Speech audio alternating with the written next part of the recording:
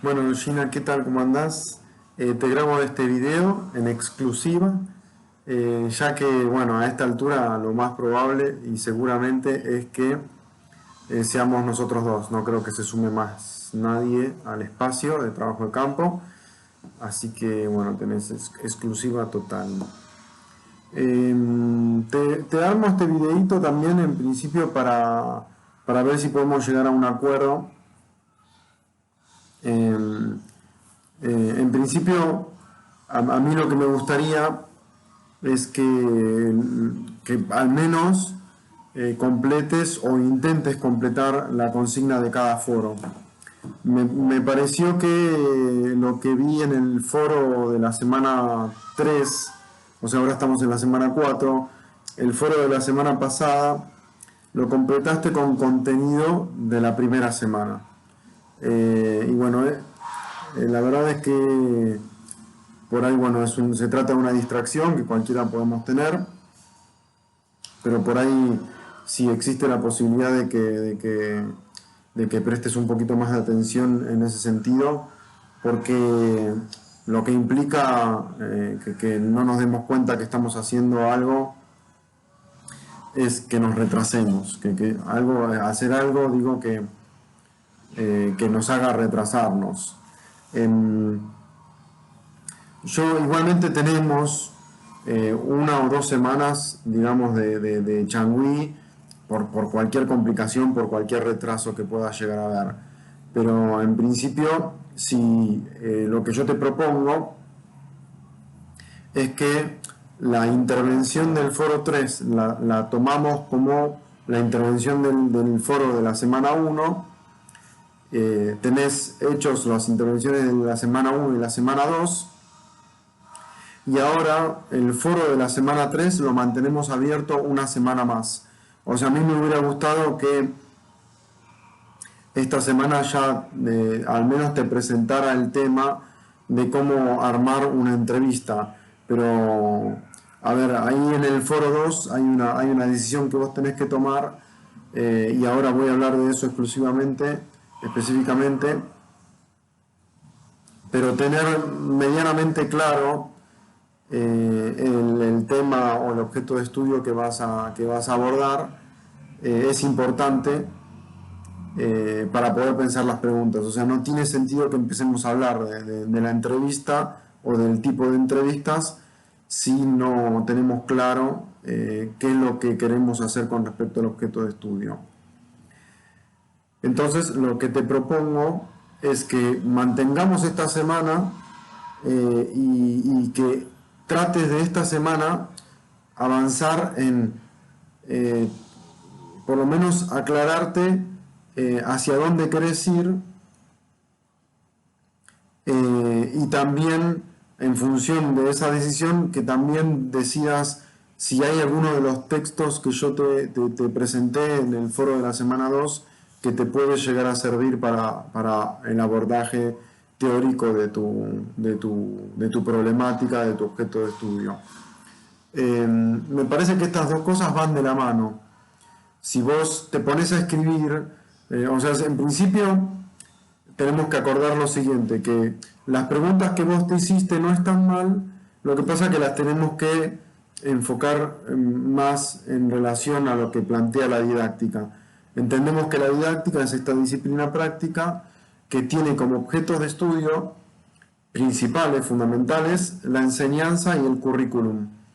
Que estos dos objetos de estudios interactúan entre sí para dar lugar al pensamiento didáctico. Dentro de estos dos conceptos fundamentales hay una serie de cuestiones bastante amplias que tienen que ver con la disciplina de la didáctica. Vos ahí planteás, en realidad pones el eje en el aprendizaje, que bueno, a ver, en principio no está mal porque nosotros vemos algunos textos que abordan el concepto de aprendizaje, pero en realidad el aprendizaje como tal es objeto de estudio de otra disciplina, que es la disciplina de la psicología educacional. Pero como hemos visto en didáctica, enseñanza y aprendizaje a pesar de que son dos procesos que van en paralelo, están entrelazados necesariamente. Hablábamos quizás te puedo rememorar un poco algunas concepciones básicas que vimos en la primera de las unidades, pero entre enseñanza y aprendizaje, como dice en el texto de Basada y Coles, que todos estos textos, dicho sea de paso, si vos lo querés, si no los tenés o los perdiste o los habías impreso en su momento, yo los tengo todos de forma virtual y te los puedo volver a pasar. Pero en el texto de Basada y Coles lo que habla busca hacer como una especie de paso a paso para la introducción al concepto de la enseñanza. Ella primero decía que había, ellas, ¿no? Las dos autoras decían que había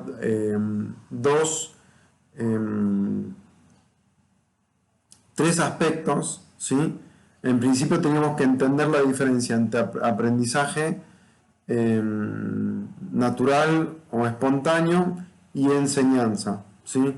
La enseñanza también podría ser espontánea, o sea, no nos estamos dando cuenta que estamos enseñando porque alguien nos está mirando, porque alguien nos está imitando, y diferenciar esto de la enseñanza socialmente regulada, ¿sí? Que en principio, para empezar a entender lo que es la enseñanza socialmente regulada, tenemos que entender que a la enseñanza como concepto la componen tres elementos básicos: una persona que aprende, una persona que enseña y el contenido. Y cuando nosotros empezamos a mirar en detalle, entre estos tres elementos básicos hay un sinnúmero de interrelaciones que empiezan a complejizar el concepto. Este concepto, el concepto de enseñanza, también implica que entendamos que la enseñanza es un intento. Cuando decimos que es un intento de qué, en principio es un intento de que haya aprendizaje. O sea, nosotros desde la enseñanza, con las características que tiene la transmisión de habilidades, de conocimiento, no podemos asegurar que al enseñar vaya a haber aprendizaje. Y tampoco podemos asegurar que haya el aprendizaje que nosotros nos proponemos que haya. O sea, cuando yo enseño, por ejemplo,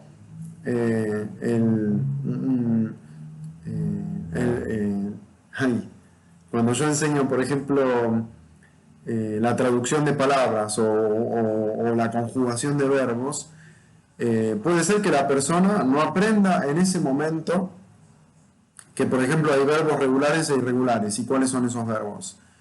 Puede ser que no lo entienda en ese momento. Quizás empiezo a dar ejemplos y lo entiende, pero puede ser que le cueste hacer la conjugación.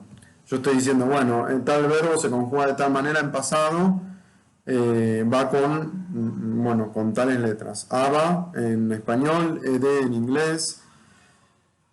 No me acuerdo de qué departamento eras vos, pero seguramente que algo similar sucede con el portugués. Entonces, puede ser que la persona no lo aprenda, directamente no entienda qué diferencia hay entre un verbo irregular y un verbo regular, que no aprenda a hacer las conjugaciones. Entonces yo me esfuerzo, me doy cuenta que no está aprendiendo, no está entendiendo, y me esfuerzo aún más para explicarle, para hacerle entender, intento otras cosas, ¿sí? En ese sentido, es que la enseñanza es un intento, ¿sí? Y aquí es donde se establece esta relación entre la enseñanza y el aprendizaje. Hay una relación que algunos autores la llaman como relación ontológica. Esta relación no es de causalidad. O sea, esto quiere decir que no hay una linealidad entre uno y otro. Pero sin embargo son dos procesos que van pegados, ¿sí? O sea, el aprendizaje sucede en un montón de contextos, ¿sí? Puede ser un contexto de aprendizaje espontáneo, pero cuando hay una enseñanza que es socialmente regulada, que tiene una intención, se conforma como una acción intencional, que es el segundo de los aspectos que plantean Basabe y Coles, entonces es más probable que suceda un aprendizaje que tiene que ver con la enseñanza socialmente regulada, ¿sí? O sea, yo me propongo enseñar determinado concepto, determinada habilidad, determinada cantidad de contenidos, ¿sí? En esa intención, en ese intento, lo más probable es que suceda algún aprendizaje, ¿sí? Producto de esa enseñanza. Lo más probable, puede que no suceda, pero lo más probable es que suceda.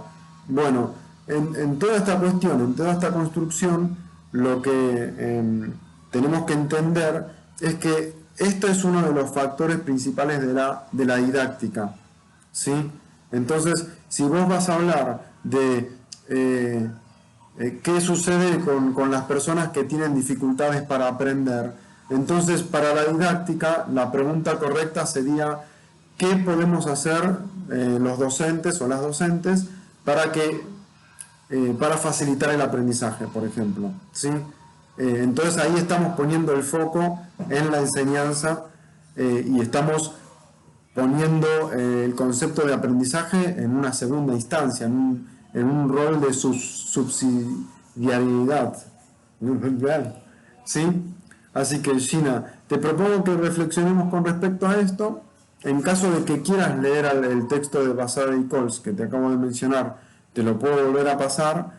Y ahí en la respuesta del foro 2 te dejo el enlace para los textos que creo que podrían ayudarte para pensar cuál de las alternativas preferís. Sí, pensar la problematización de esos interrogantes que vos te haces, en parte modificándolos para que estén del lado de la didáctica.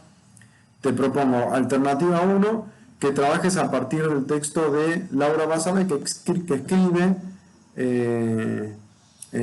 digamos, haciendo una introducción a la corriente cognitivista del pensamiento, que tiene que ver con la psicología, ¿no? Está más del lado del aprendizaje como concepto, aunque Brunner se pasa un poco al pensamiento didáctico, porque dice,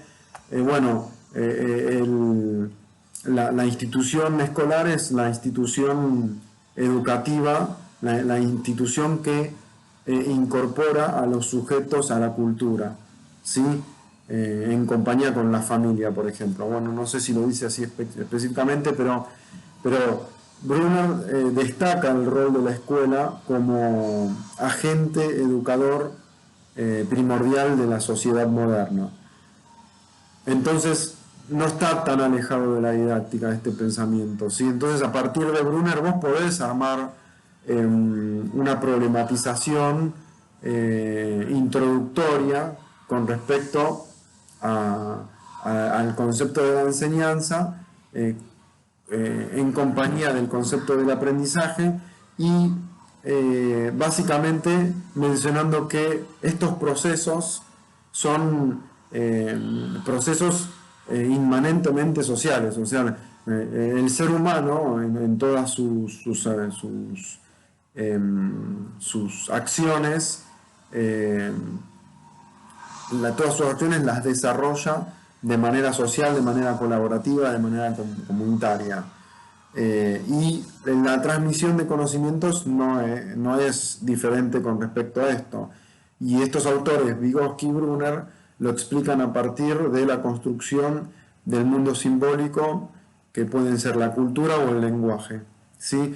Así que a partir de este texto podés armar un marco teórico para introducir esta alternativa. Y la otra alternativa es que tengas como hipótesis que la manera de facilitar el aprendizaje en institución educativa, sí, porque además esta es una cuestión importante, la didáctica trabaja en procesos de enseñanza institucionalizados. Entonces, lo que te propongo como segunda alternativa es que pienses a las estrategias o al rol del docente, el rol del docente en la centralidad con respecto a la composición de propuestas educativas que faciliten el aprendizaje, que tengan, que sean inclusivas, ¿sí? Que adecuen el contenido con respecto al público, ¿sí? En este sentido, vos podés indagar con respecto a cuáles son las acciones docentes que pueden incluir o adecuar el contenido, o mejor dicho, adecuar el contenido con respecto al público que se tiene, o ser más inclusivo, o sea, que incluya a diferentes necesidades, diferentes capacidades. Está el texto de Spiegel por un lado y el texto de Daniel Feldman por otro. El texto de Spiegel habla más de este rol compositor y el texto de Daniel Feldman es el capítulo 4, habla de un lugar más,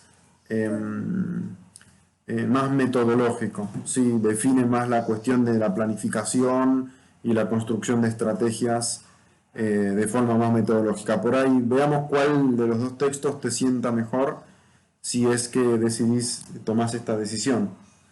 Así que Gina, bueno, me quería hacértelo más resumido, pero me salió este videito.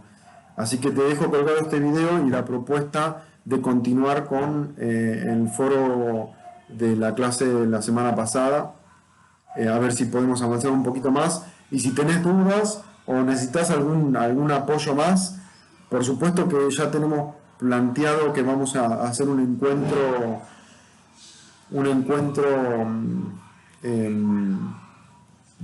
encuentro sincrónico la semana que viene, así que veremos a ver si lo podemos hacer antes de una horita antes o para tener 40 minutos, algo así, para poder dialogar e intercambiar si es que tenés la necesidad de hacerlo, y si no podemos hacer los intercambios de otra manera por ahí, ¿sí? O me habías planteado, creo que el miércoles también era una posibilidad. Bueno, podemos ver también esa posibilidad. Pero bueno, Gina, mantengámonos comunicados. Cualquier cosa que vos necesites, por favor, haceme la consulta. No te quedes con la duda. Mandame mail, los mails los veo todos los días. En cambio, no entro al campus todos los días. Así que, bueno, estemos conectados. Bueno, gracias.